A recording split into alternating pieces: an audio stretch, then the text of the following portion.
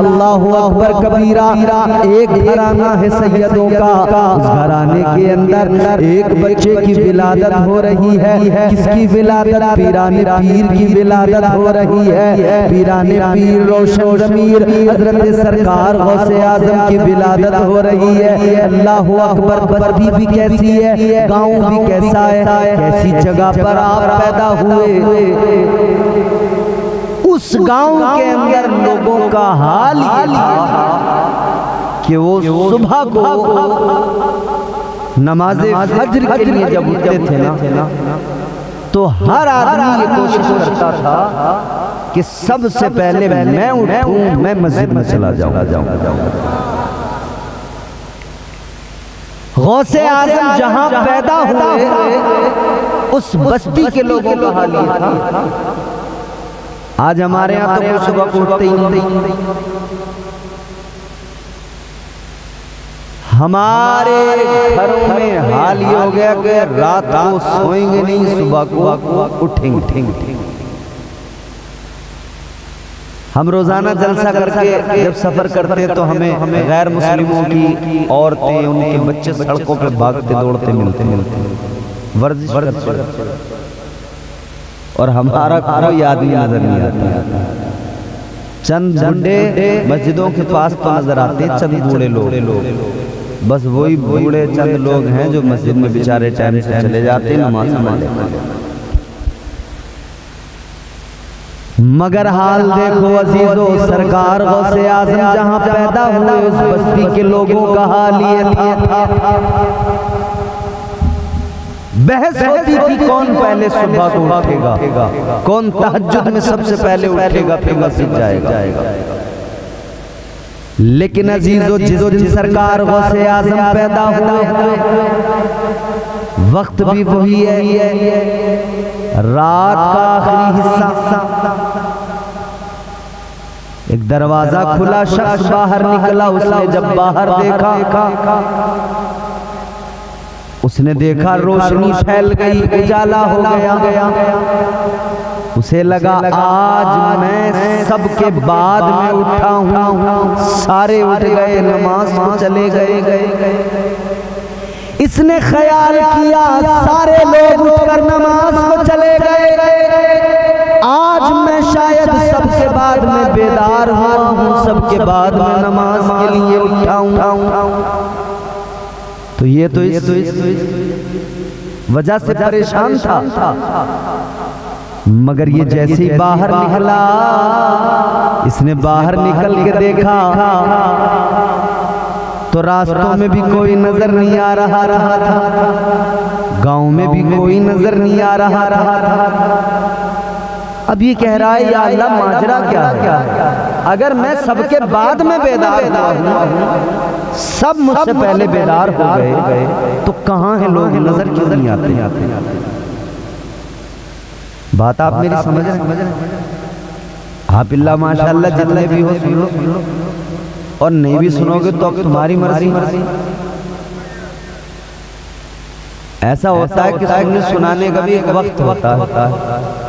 वो वक्त जब निकल जाता है ना, तो फिर आप चाहे जितनी कोशिश कर, जब भूख लगी होती है आदमी को, तो आप उसे चटनी से रोटी दे दो,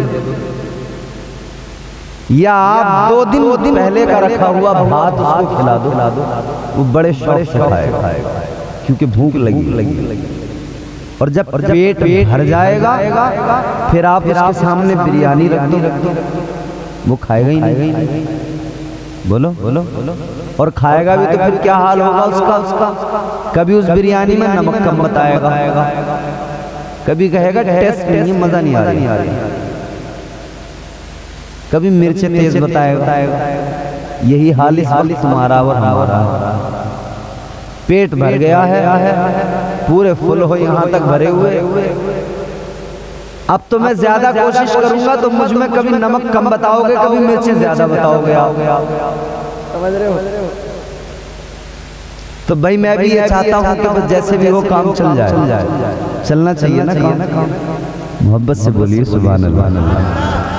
सरकार गौसे आज़म की महफिलें मुस्कुरा कर सुनिए, और हम तो वो लोग हैं हुजूर गौसे आज़म का जिक्र मुस्कुरा के करते हैं, क्योंकि हम हुजूर गौसे आज़म का फैज़ पाते हैं।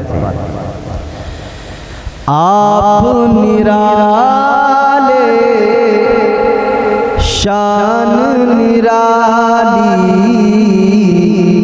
गौसे आज़म जीलानी। सुभान अल्लाह। आप निराले शान निराली गौसे आज़म जीलानी। आप निराले शान निराली गौसे आज़म जीलानी। भर दो मेरा दामन खाली, भर दो मेरा दामन खाली गौसे आज़म जीलानी। सुभान अल्लाह। भर दो मेरा दामन खाली गौसे गौसे आज़म जीलानी। आपकी माँ ने अपने शिकम में आपको हाफिज कर डाला। ये भी मेरे गौस की शान। इधर देखो बाबू।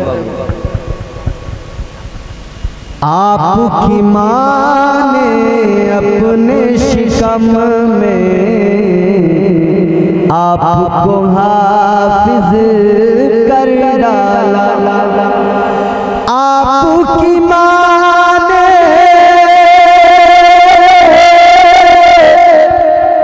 अपने शिकम में आपको हाफिज कर डाला। आपकी माँ भी अल्लाह वाली गौसे आज़म जीलानी। आपकी माँ भी अल्लाह वाली गौसे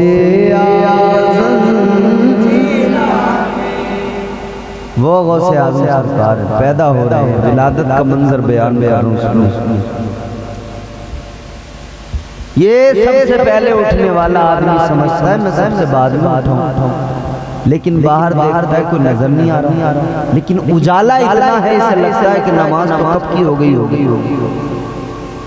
लेकिन अब एक और दरवाजा, एक और शख्स निकला, उसने भी देखा इतना उजाला शायद दिन हो गया।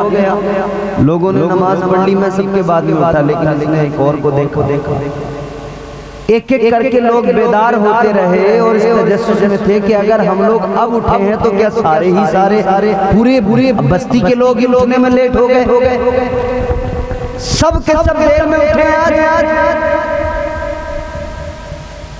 तो फिर इन्होंने कहा कि भाई अगर हम सब लोग देर में उठे हैं, दिन फैल गया है,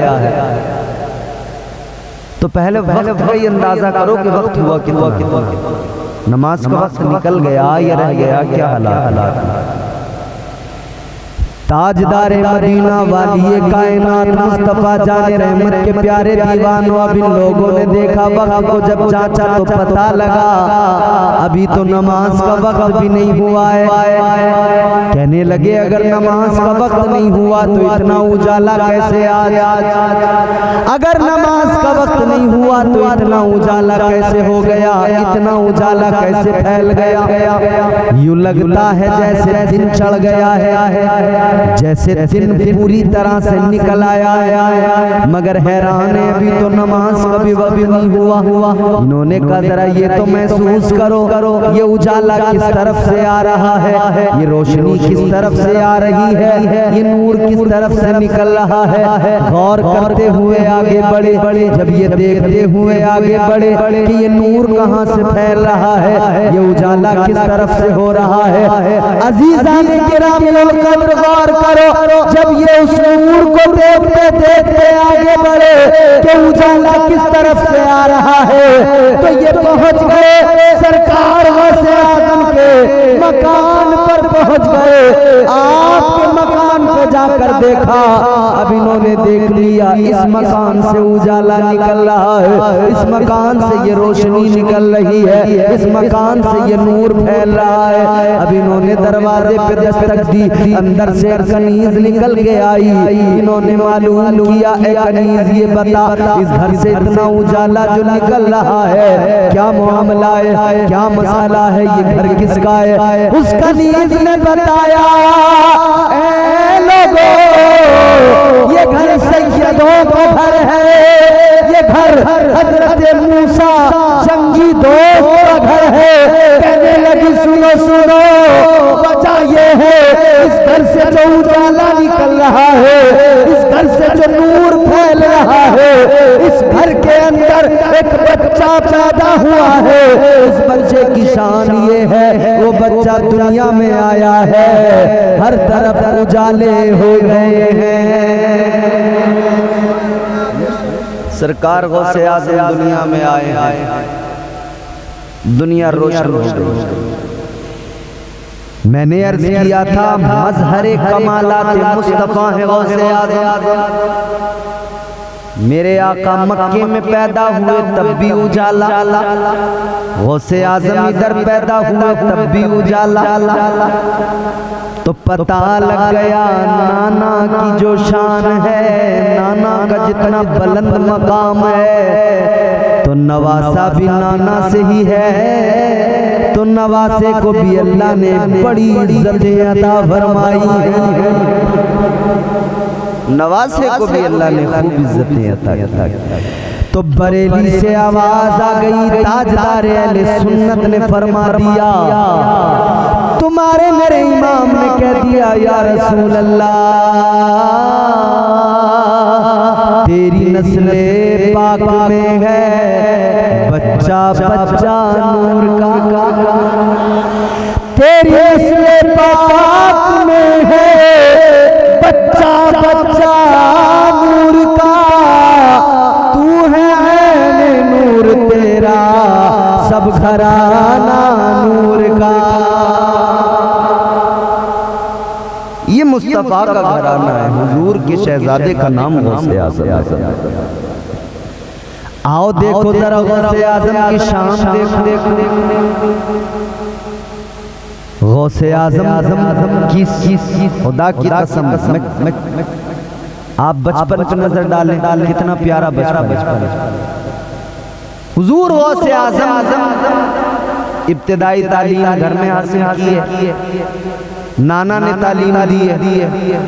और देखो हुजूर गौसे आज़म खुद भी वली, इनकी माँ भी वलिया, वालिद बाप वो भी वली, नाना भी वली, फुप्पो भी वलिया, सारे वली।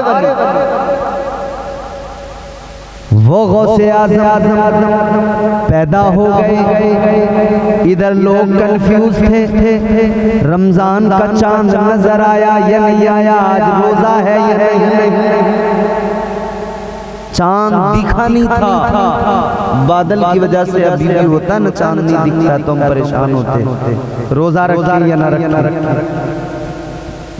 लोग कंफ्यूज कि भाई चांद हुआ कि नहीं। लोग आ गए हजरत अबू सालेह मूसा जंगी दोस्त के दरवाजे पर, क्योंकि शोहरत आम हो गई थी, जो बच्चा पैदा हुआ है उसकी शान ये है, सहरी में दूध पीता है, दिन में नहीं पीता, फिर इफ्तार में पीता है। ऐ लोगों पैदा हुए तो सहरी में दूध पीकर दिन में नहीं पिया, मतलब उम्मत को, मेरे आका की उम्मत को और अपने गुलामों को पैगाम दे दिया कि देखो गौसे आज़म दुनिया में आया है, तब से पैगाम दे रहा है कि रोज़ों की अहमियत है, रोज़ों की फर्जियत को और इसकी अहमियत को समझ लो। गौसे आज़म पैदा हुए हैं, माँ का दूध सहरी में पीते हैं, दिन में नहीं पीते, फिर इफ्तार में पीते हैं, ताकि मेरे गुलाम समझ जाए हर हाल में रोजा रखना जरूरी है।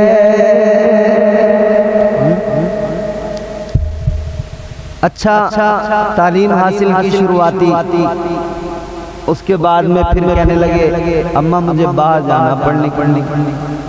अम्मा ने कहा ठीक है, क्योंकि हुजूर का फरमान है इल्म हासिल करो, माँ की गोद से कब्र किया हो।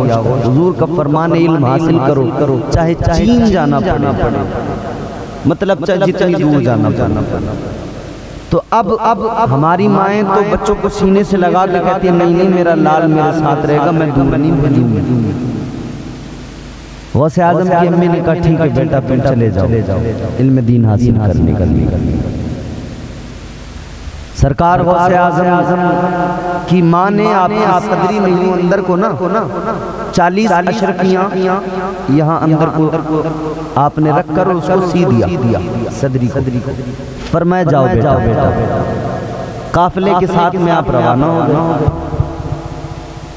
काफिले पे रास्ते में हमला हो गया, डाकू रास्ते में थे, घात लगाए हुए काफिला जब वहाँ पहुँचा उन्होंने हमला काफिले पे जब हमला हुआ, डाकुओं ने लूटना शुरू किया, सबका माल छीनने लगे। जिसके पास जो था डाकुओं ने सब ले लिया, सब छीन लिया। एक डाकू गौसे आज़म सरकार के पास आया, छोटे हैं बच्चे। अब एक बच्चे ने नाशरीफ पढ़ी, आपने सुना, हमने हौसला भी उस बच्चे का बढ़ाया। उस बच्चे के माँ बाप को मुबारकबाद भी है मेरी तरफ से, और एक गुजारिश भी। मुबारकबाद इसलिए कि आपने अपने बच्चे को शुरू से ही दुनिया के गाने और दुनिया की तमाम फाश बातों से बचाकर हुजूर की नात पढ़ने वाला बना दिया, इसलिए मुबारकबाद है। और सजेशन मेरी तरफ से ये है, मशवरा मेरा ये है कि बच्चे को ज़रा स्टेज से अभी दूर ही रखना, क्योंकि अभी ये इसकी उम्र छोटी है। पहले थोड़ा इसको पढ़ाइए, तालीम दीजिए, फिर उसके बाद में इसका एक वक्त जब अपना आ जाएगा तो ये फिर इस जगह पे आएगा, फिर अपना दुनिया के सामने अपनी आवाज़ के ज़रिए हुजूर की नातें पेश करेगा, सुनाएगा, सब कुछ करेगा, लेकिन पहले बच्चों को तालीम दीजिए। बहुत अच्छा लगा मुझे, अल्लाह ताला उस बच्चे की उम्र को खैर आफियत से दराज करे। बच्चों को पढ़ाना जरूरी है। तो हुजूर गौसे आज़म छोटे हैं, पढ़ने के लिए तो गए।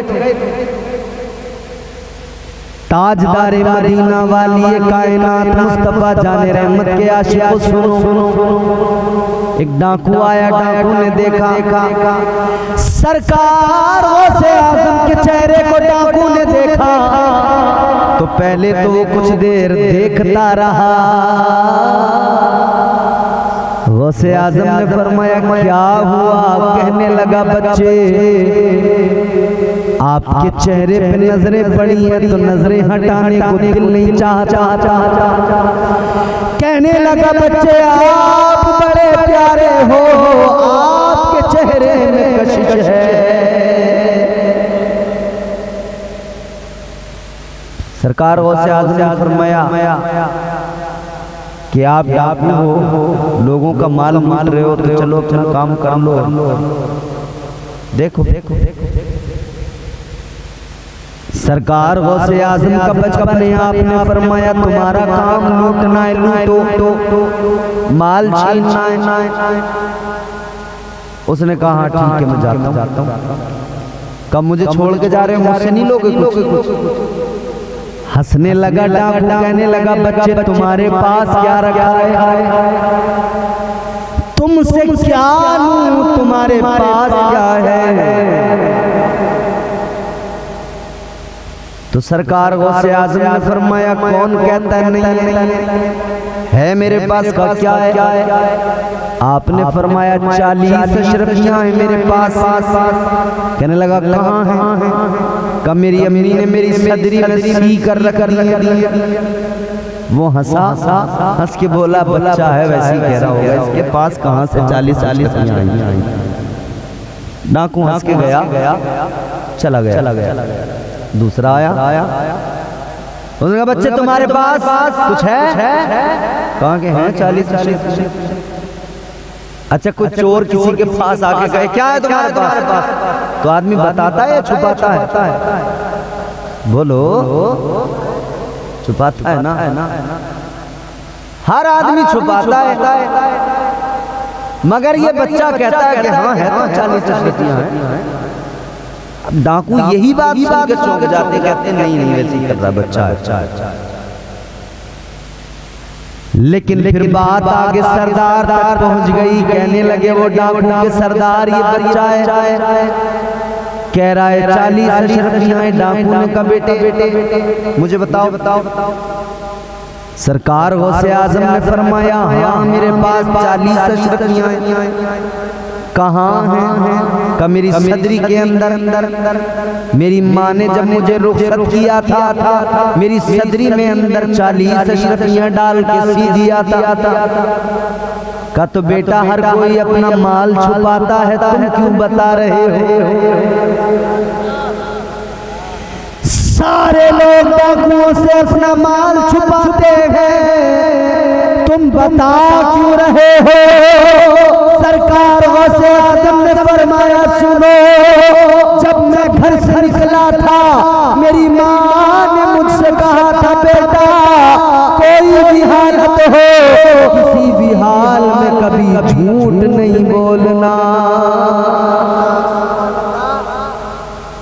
आजकल तो हमारे यहाँ अल्लाह रहम करे सुबह को जैसे कोई झूठ की गाड़ी आके उतरती हो और लोग उसमें से पूरे दिन बस उसको जो है तकसीम कर रहे हैं, बांट रहे हैं। इतना झूठ बोल रहे हैं, इतना बोल रहे हैं, पूछो मत। अल्लाह रहम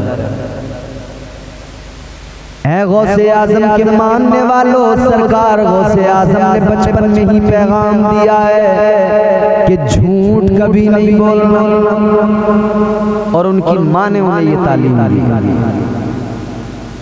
मेरी माएँ बहनें बैठी हैं, गौसे आज़म की माँ ने बचपन से ही सिखाया कि झूठ नहीं बोलना है। अब हमारी माएँ कैसे सिखाएं? ये तो खुद अपने शोहर बोलनी 500 का पत्ता शोहर की जेब से निकाला। अब शोहर देख रहा 500 का नोट था, कहाँ गया? कह रहा तुमने तो नहीं निकाला? कि नहीं मैं क्यों निकालूं? अब बच्चा तो देख रहा है ना कि अम्मी ने 500 निकाले थे, फिर कह दिया मैंने नहीं निकाले। तो बच्चा क्या सीख रहा है माँ से? यहाँ पे झूठ बोलना सीख।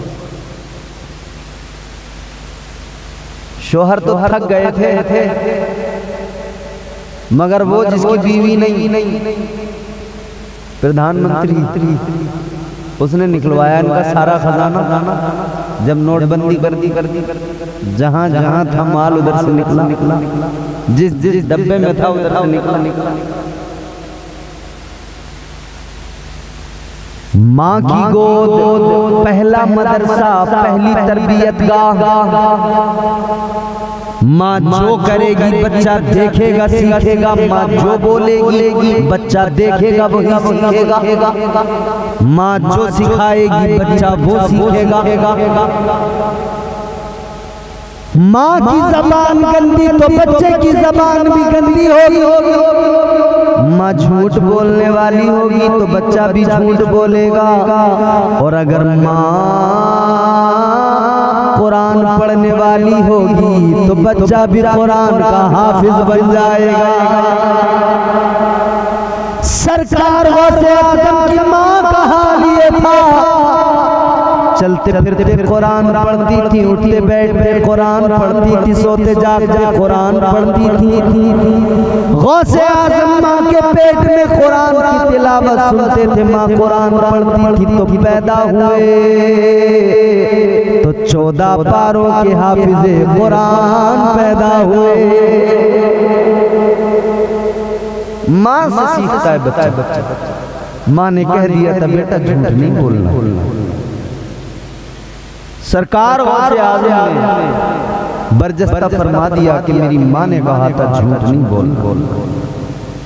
डाकुओं के सरदार ने इतना सुना तो आंखों में आंसू आ गए। उसने कहा जरा देखो तो सही सदरी में वाकई है भी है। जब सदरी को फाड़ के देखा गया तो वाकई उसके अंदर 40 अशरफियां रखी। डाकुओं का सरदार आंखों में आंसू आ गए। कहने लगा इतनी उम्र हो गई डाका डालते हुए, लोगों का माल मानते हुए, लेकिन आज इस छोटे से बच्चे ने मुझे सिखा दिया कि इंसान कैसा होना चाहिए। दिल बदल गया डाकुओं के सरदार का, दिल की दुनिया ज़ेरो ज़बर हो गई। कहने लगा अब्दुल कादिर सुनो, आपने मेरे दिल की दुनिया को बदल दिया। मैं आज से अभी से तौबा करता हूँ, आइंदा कभी कोई चोरी नहीं करूँगा, कोई डाका नहीं डालूंगा, बल्कि हमेशा अपने परवरदिगार को राजी करके राजी बरज़ा रहूंगा। तौबा करनी। तो इसके जो साथी थे जितने डाकू थे वो भी कहने लगे सरदार डाका डाला तेरे साथ,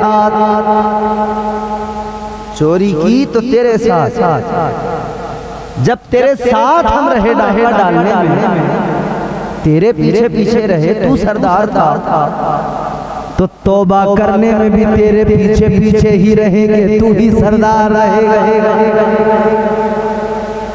सरदार अगर तूने तौबा कर ली है तो सुन ले, हम भी तेरे पीछे पीछे आएंगे, हम भी आज से तौबा करते हैं, अब कभी डाका नहीं डालेंगे। सबने तौबा कर ली, लूटा हुआ सारा माल वापस कर दिया। गौसे आज़म ने बचपन में भी अपने बचपन के अंदर डाकुओं को तौबा करवा के सच बोल के सच की पावर बता दी, सच की ताकत दुनिया के सामने रख दी। आज कारोबार करने वाला कहता है अगर झूठ नहीं बोलूंगा तो कैसे कारोबार कर पाऊंगा। हमारे यहाँ लोग कह रहे हैं कि अगर झूठ नहीं बोलेंगे तो काम कैसे चलेगा। अच्छा, तो पहले लोगों ने कारोबार नहीं किया। इमाम साहब क़िबला, आपके इमाम साहब बड़े मुखलिस से मेहनती आदमी, और मौलाना नूरुल इस्लाम साहब शायद चले गए।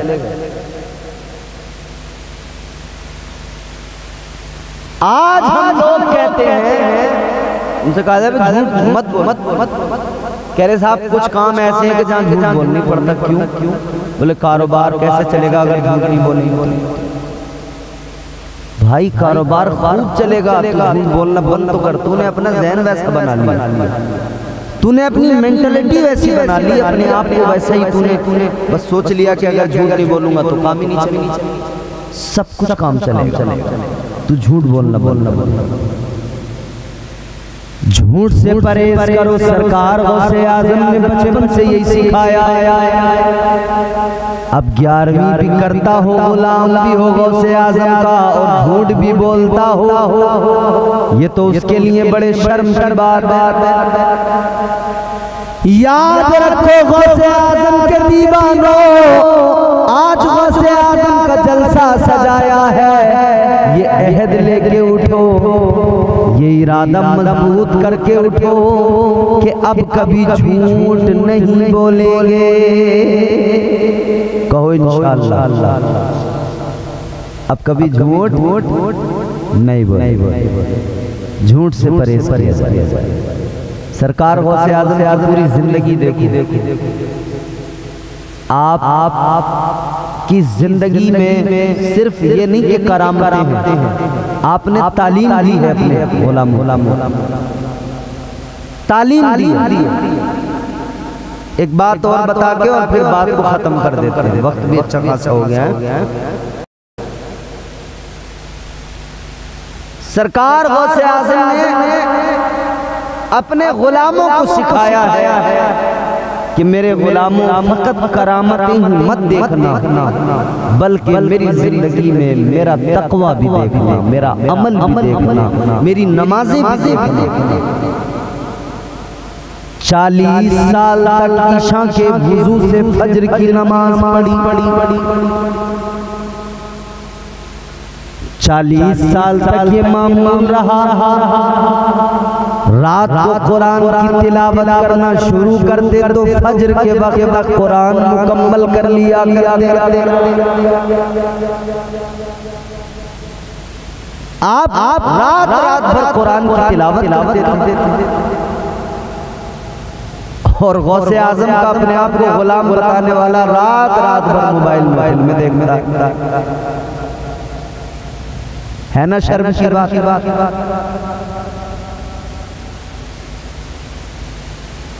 जिंदगी को बदलो, अपने तौर तरीके बदल डालो, सीरत गौसे आजम को अपनाओ। सरकार गौसे आजम सारी रात इबादत में गुजारते थे। बंदा हो भी कादरी, अपने आप को गौसे आजम का गुलाम भी बताए और फिर नमाज भी ना पढ़ता हो, कुरान की तिलावत भी ना करता हो, सारा वक्त वाहियात कामों में, बदफैलियों में गुजारता हो। गौसे आजम का किरदार तो ये है, सीरत गौसे आजम तो ये है कि हर हाल में फराइज़ की अदायगी, नमाजों की पाबंदी, तरीक़े मुस्तफ़ा को अपनाना, तरीक़े रसूलुल्लाह पे अमल करते हुए जिंदगी गुजारना, शरीयत के पाबंद होकर जिंदगी गुजारना बेहद जरूरी है। यही गौसे आजम की सीरत का खुलासा है और यही सरकार गौसे आजम का पैगाम है अपने आशिकों के लिए। अजीज़ाने गिरामीउल क़द्र ज़ात बड़ी है, ज़ात तो इतनी बड़ी है खुदा की कसम, मगर ज़ात जितनी बड़ी उस ज़ात का पैगाम भी उतना ही बड़ा। तो जितनी बड़ी ज़ात मेरे गौसे आज़म की है, उतना बड़ा पैगाम भी मेरे गौसे आज़म का है। आओ जल्दी से आखिरी बात सुनाकर बात को खत्म करता हूँ। सरकार गौसे आज़म की शान सुन लो। एक बहुत बड़ा नाम मैं आप बता हजरत तवक्कुल शाह अम्बालवी रहमतुल्लाह अलैह, अम्बाला के रहने वाले बहुत बड़े वली गुजरे। अम्बाला जो पंजाब में है, वहाँ के उस सरजमीन से बहुत बड़े वली हजरत तवक्कुल शाह अम्बालवी रहमतुल्लाह अलैह, उन्होंने नकल किया कि एक नौजवान था, वो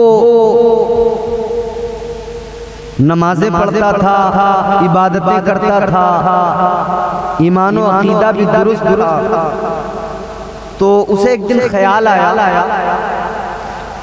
किसी देहात का रहने वाला था, जो हुज़ूर गौसे आज़म का शहर है जीलान, उसके आसपास के किसी देहात का रहने वाला था, गाँव। तो उसे ख्याल आया कि मैं नमाज भी पढ़ता हूँ, इबादत भी करता हूँ, मगर मेरा पीर कोई नहीं। तो उसे ये फिक्र थी कि मेरा पीर कोई नहीं है, और पीर अगर कोई नहीं है तो उसे ख्याल आया कि मैं किसी से मुरीद हो जाऊं, कोई मेरा पीर हो, ताकि मेरे ईमान की हिफाजत होती रहे। ताजदारे मदीना वाली कायनात मुस्तफा जाने रहमत के गुलामों, वो नौजवान अपने दिल में ये ख्याल करके कि पीर होना चाहिए। बैठ जाओ, अभी बैठ जाओ, 10 मिनट आराम से, फिर 10 मिनट में सारे काम अपने खुद करना आराम से।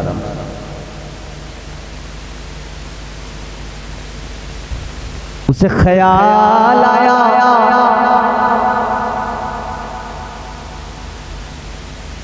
कि मैं किसी से मुरीद हो जाऊं, ताकि मेरा पीर हर मोड़ पर, हर कदम पे मेरे काम आए। तो सोचने लगा मैं तो गांव का रहने वाला, चलो शहर चलता हूँ, वहां पे बगदाद चलता हूँ। बगदाद के करीबी किसी गांव का था, कहा बगदाद चलता हूँ, वहां पे बड़े बड़े अल्लाह के वली हैं, वहां किसी को अपना पीर बना लूंगा, किसी से मुरीद हो जाऊंगा। तो इसने सोचा कि अब मैं पीर बनाऊंगा, लेकिन कैसा मेरा पीर होना चाहिए। तो इसने अपने दिमाग में 3 बातें सोची। कितनी? आगे आके मेरी बात में 3 बातें इमाम साहब कि मेरा पीर कैसा होना चाहिए। पहली बात तो इसने ये सोची कि मैं अपना पीर उसे बनाऊंगा जो 5 वक्त बाजमात नमाज अदा करता होगा। तो पीर की ये क्वालिटी देखनी चाहिए, नमाज पढ़ता है कि नहीं पढ़ता है। एक बात बताऊं मैं आपको, आप हैरान होंगे। सूफिया फरमाते हैं कि जिस इंसान ने 3 दिन तक तहज्जुद की नमाज छोड़ दी, सूफिया फरमाते हैं कि जिस वली ने 3 दिन तक तहज्जुद की नमाज छोड़ दी, वो मनसबे विलायत से नीचे आ जाता है। तुम किसे वली मानते हो, तुम तय कर। मैं नहीं बता के जाऊंगा कि वली किसे मानते। सूफिया फरमाते 3 रोज तक अगर किसी ने तहज्जुद की नमाज छोड़ दी, मनसबे विलायत से नीचे आ गया। बगैर नमाज की विलायत का सब भाई मुमकिन ही नहीं, सवाल ही पैदा नहीं। तो पीर बनाते हुए ये देखें कि मेरा पीर नमाजी है या नहीं। अगर पीर नमाजी नहीं तो पीर हो ही नहीं सकता, पैर है। तो इसने ख्याल किया कि पहली बात तो ये कि मैं उसको अपना पीर बनाऊंगा जो नमाज। दूसरी बात इसने ये ख्याल कि पीर उसे बनाऊंगा जो अपने घर पे वुजू करके मस्जिद में नमाज पढ़ने जाता, यानी मस्जिद का पानी भी अपने वुजू के लिए इस्तेमाल नहीं करता होगा, अपने घर से वुजू करके फिर मस्जिद में जाता होगा नमाज। और तीसरी बात इसने ख्याल कि अगर घर से भी वुजू करके नहीं जाता होगा तो कम से कम ऐसा तो हो कि घर से अपने बर्तन में, अपने लोटे में पानी अपने घर से लेकर जाता हो, फिर मस्जिद में जाकर उससे वुजू कर लेता हो, वो आदमी मेरा पीर, उसको पीर बना। 3 बातें ख्याल कर। गांव का रहने वाला था, देहाती था, चल पड़ा बगदाद शरीफ। इसने 3 बातें सोच ली थी पीर कैसा होगा। जब ये बगदाद पहुंचा, एक आदमी से नजर आया, नमाज गुजार रहा था। दाढ़ी, बेहतरीन, हुलियार, नमाजी। इसने कहा बस लो, पहली शर्त तो यहीं पे पाई गई, जो ये आदमी मुझे मिला है पहली शर्त तो इसमें यही पाई गई, नमाजी है। और दूसरी बात इसने देखा कि उसके हाथ में एक बर्तन है, लोटा, उसमें पानी है। कहा भाई ये पानी और ये लोटा, कहा कि इससे मैं वुजू करूंगा। कहा तो तुम मस्जिद के पानी से वुजू नहीं, मैं अपने घर से लेके जाऊंगा, इससे वुजू करूंगा। तो इसने कहा मेरी शर्तें तो पूरी हो गई। मैं ऐसा ही तो पीर चाहता था कि नमाजी हो, या तो घर वुजू करके जाता हो, घर भी ना करता हो तो कम से कम अपने घर से बर्तन में पानी लेके जाए, फिर उससे वुजू करके नमाज पढ़ता। इसने कहा मेरी शर्तें तो पूरी हो गई, यही फिर मेरा। इसने उस आदमी को पकड़ लिया, नौजवान ने कहने लगा आप मुझे अपना मुरीद बना लीजिए।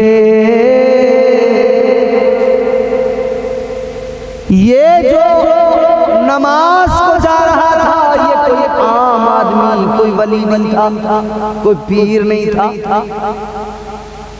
इसने कहा भाई तू मुझे छोड़, मुझे जाने दे, खुदा के लिए मैं नमाज पढ़ूंगा, तो अपना कोई और पीर देख। मगर ये नौजवान कहने लगा नहीं, मेरी जो शर्तें थी वो आपके अंदर मैंने देख ली, आप ही मेरे पीर हो, मुझे अपना मुरीद बना लो। ये पीछे पड़ गया कि मुझे अपना मुरीद बना लो। उसने भी जान छुड़ाने के लिए कहा ठीक है चल यार मुरीद बन जा, मुरीद बना लिया। अब जब मुरीद बनाया तो ये मुरीद कहने लगा पीर साहब मुझे मेरा काम भी बता दो, मेरी ड्यूटी क्या हो। तो जो पीर था ही नहीं दर हकीकत, मगर मुरीद कर लिया था जान छुड़ाने को। अब इसने सोचा कि यार ये तो बढ़िया काम हो गया, फ्री में एक नौकर मिल गया। अब ये कह रहा मुझे साहब मेरी ड्यूटी बता दो, मेरा काम करना क्या। बोले तो फ्री का आ गया, काम करेगा। तो इसने कहा एक काम करना है, तुझे रोजाना जंगल जाना है, लकड़ियां काटना है, लकड़ियां काट के लाना है, फिर उन लकड़ियों को जलाएंगे, पकाएंगे, पीर मुरीद दोनों खाएंगे। ठीक। मुरीद रोजाना जंगल जाता, लकड़ियां काट के लाता, रोजाना का मामूल था। मुरीद रोज जाता, रोज लकड़ियां काट के लाता। ये तो समझ रहा था पीर की खिदमत कर रहा हूँ, मेरा मकाम बुलंद हो जाएगा। और वो जो पीर ही नहीं था वो सोच रहा था चलो मजा आ गया, फ्री का नौकर मिल गया, रोज काम करना। मगर सुनो मेरे अजीजों, एक दिन इसकी जिंदगी में ऐसा आया, अब बड़ी लतीफ बात। एक दिन ये लकड़ियां काटने घर से गया, जंगल में जब ये पहुंचा, उस जंगल में एक रोज इसने पीराने पीर रोशन ज़मीर सरकार गौसे आज़म को देख लिया। इस नौजवान की नजर सरकार गौसे आज़म के चेहरे पे पड़ी। जैसे ही गौसे आज़म सरकार के चेहरे को देखा, देखता रह गया। चेहरे की नूरानियत, चेहरे की कशिश देखा तो देखता रह गया। इसने जल्दी से नजरें हटाई और दिल ही दिल कहने लगा चलो इधर से जल्दी, कहीं ऐसा ना हो कि इनके इतने प्यारे चेहरे को देखकर, इनका ये हुस्न देखकर, इनका ये प्यारा खूबसूरत चेहरा देखकर कहीं ऐसा न हो कि दिल बदल जाए। दिल बदल गया तो कहीं ऐसा न हो जो पीर है अपना, जिसके हम मुरीद हैं, कहीं ऐसा न हो उसे छोड़ बैठे, उसकी नौकरी छोड़ के इनकी गुलामी में लग जाए। कहने लगा चलो चलो चलो, क्योंकि तबीयत खींची जा रही है इस तरफ। अब इसने कहा कि चलो, ये चला तो सरकार गौसे आज़म ने फरमाया इधर आ। कहाँ चला? कहने लगा जी मैं जा रहा हूँ। का क्यों? कहा आपके पास अगर आया, आपके पास अगर रहा तो मुझे डर है कि मैं आपकी गुलामी को इख्तियार कर लूंगा जो मेरा पीर है। कहीं ऐसा न हो मैं उसको छोड़ बैठ। सरकार गौसे आज़म ने फरमाया कौन है तेरा तेरा तेरा?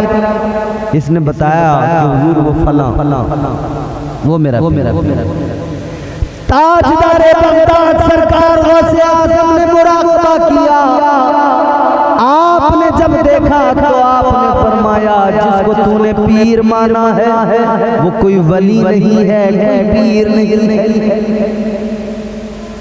कहने लगा हुजूर क्या फर्क पड़ता है आपके लिए वो वली हो या ना हो, मगर मेरा तो पीर है। अच्छा मुरीद भी बड़ा कहने लगा हुजूर आपके लिए वो वली है या नहीं, मगर मेरा तो पीर है। इतना सुना तो सरकार गौसे आज़म को उस मुरीद पे प्यार आ गया।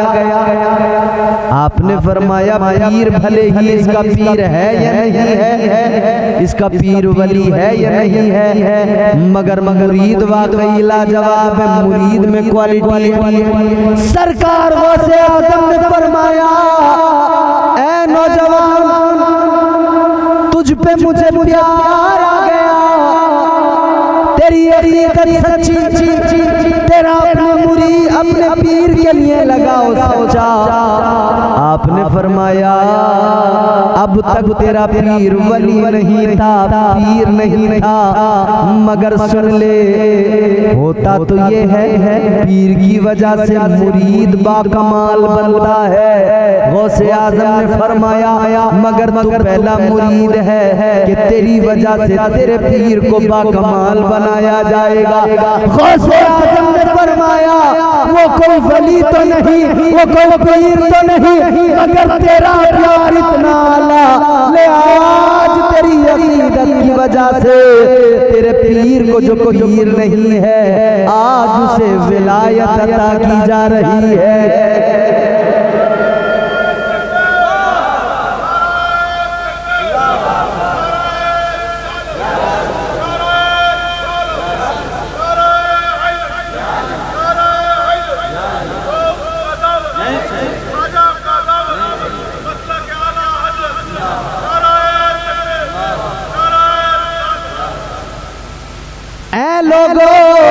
गौर करो एक मुरीद की सच्ची अक़ीदत ने पीर को बाकमाल बना दिया।